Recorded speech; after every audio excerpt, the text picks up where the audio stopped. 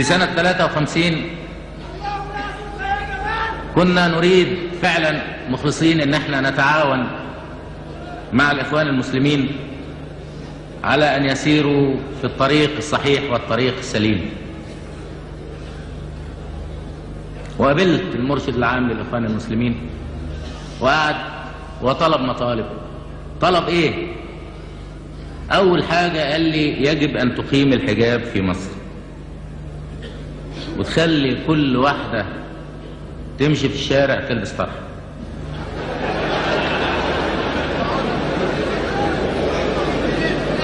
كل واحدة تمشي.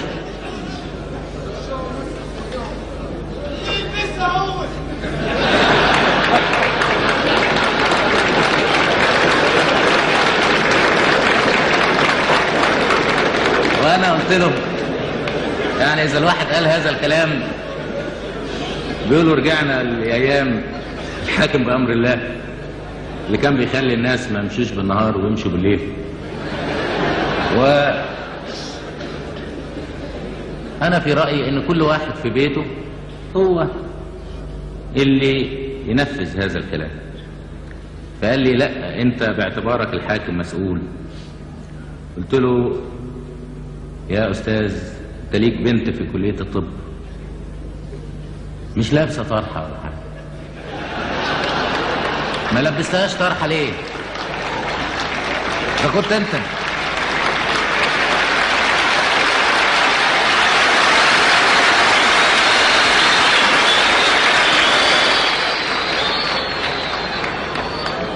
اذا كنت انت مش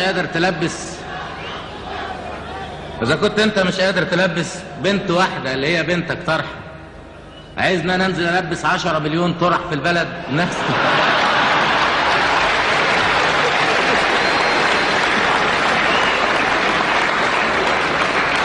الرجعيه بتحاربنا والاستعمار بيحاربنا، ما سابوناش ابدا.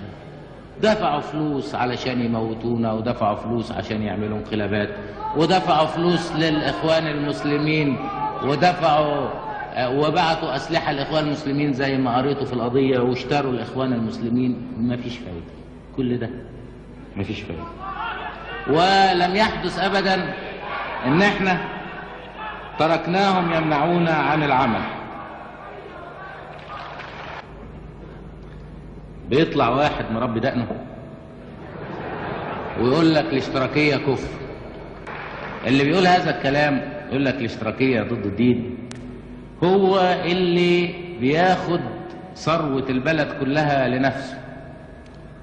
فطبعا عايز يطبق الاشتراكيه هيجيب فلوس ويوزعها على الناس. طب هو عبيط هيجيب فلوس يوزعها على الناس؟ ده هو بيعتقد ان هو من عيلة مميزة، عيلة الاسياد، وبقية الناس عبيد. هل ده هو الاسلام؟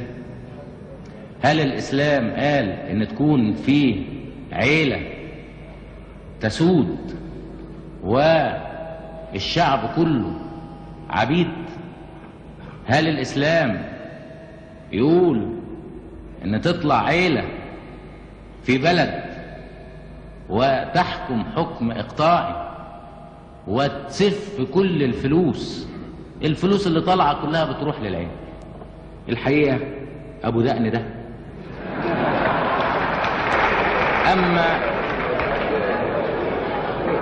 بيطلع بيتكلم هذا الكلام هو عايز يستغفل الناس وعايز يضحك على الناس، عايز الناس يقولوا له انت امير المؤمنين ونسلم لك بانك تربي دقنك وتسف فلوسنا، لان الاسلام بيقول كده. الدين هو المساواة. الدين مش ابدا ناخد اموال المسلمين لواحد وعيلة وعدد من المنتفعين.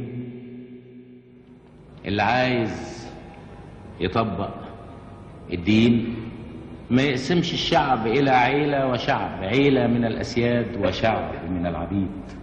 ده الكفر، ده كفر الرجعية. الرجعية اللي بتحاول إنها تستغل الدين علشان تستغل أموال الناس وتأكل أموال الناس بالسحت. دي سياستنا، سياسة قلة. واحنا بنقول ان احنا لما بنتعامل مع دول العالم بنتعامل معاها على اساس ان محدش يتدخل في شؤون، ولكن اذا كانوا الامريكان بيفهموا انهم بيدونا شوية معونة علشان ييجوا يتحكموا فينا ويتحكموا في سياستنا، انا بقول لهم احنا متأسفين، احنا مستعدين بننزل الشاي شوية، بنقلل من استهلاكنا في الشاي، بنقلل من استهلاكنا في البن، وبنقلل من استهلاكنا في بعض حاجات، ونحافظ على استقلالنا، وإلا نضيع استقلالنا خالص. يبقى معركة سنة 56 ما فيهاش أي فايدة. ليه أنا بقول؟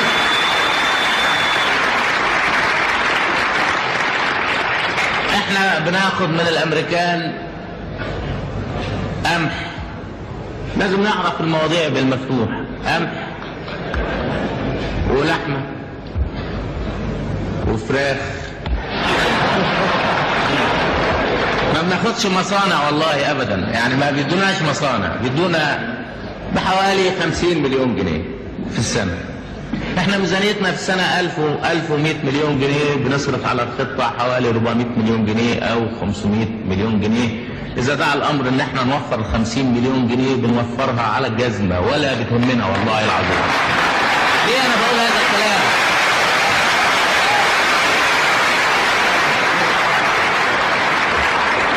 ليه انا بقول هذا الكلام؟ انا بقول هذا الكلام هذا بالمناسبة، بقول هذا الكلام بمناسبة امبارح السفير الامريكي قابل نائب رئيس الوزارة للتموين، وراح عنده مقموص وزعلان، وقعد عنده دقيقتين، وكان مفروض هيتكلموا على التموين، المواد التموينية اللي احنا بنجيبها من امريكا حسب قانون الحاصرات. وقال والله ان انا ما بقدرش اتكلم ابدا دلوقتي في هذا الموضوع. ليه؟ لان سلوكنا احنا يعني هنا في مصر مش عاجبنا. انا بقول له هنا اللي سلوكنا مش عاجبه يشرب منين؟ يشرب منين؟ وان ما كفاهوش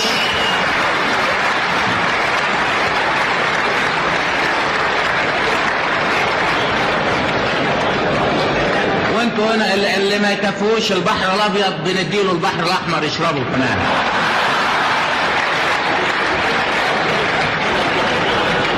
اللي انا بدي اقوله ان احنا لا يمكن نبيع استقلالنا عشان 30 مليون جنيه ولا 40 مليون جنيه ولا 50 مليون جنيه، لان احنا مش مستعدين نقبل من واحد اي كلمة، اللي بيكلمنا اي كلمة بنقطع له لسانه كده. كلام واضح وكلام صريح. اذا كنا النهاردة بنشرب شاي 7 ايام نشرب 5 ايام لغاية ما نبني بلدنا. اذا كنا بنشرب قهوة 7 ايام نشرب 4 ايام. اذا كنا بناكل لحمة 4 ايام ناكل لحمة 3 ايام. اللي انا بدي اقوله ان طبعا مناسبة هذا الكلام في الوقت اللي بيقولوا ان احنا عندنا ازمة تموين وعندنا كذا وعندنا كذا، ان دل على شيء فيدل على انه طريقة من طرق الضغط. احنا متأسفين ما بنقبلش الضغط وما بنقبلش الكلام السخيف وما نقبلش الرذالة ابدا، واحنا ناس خلقنا ضيق، خلقتنا كده.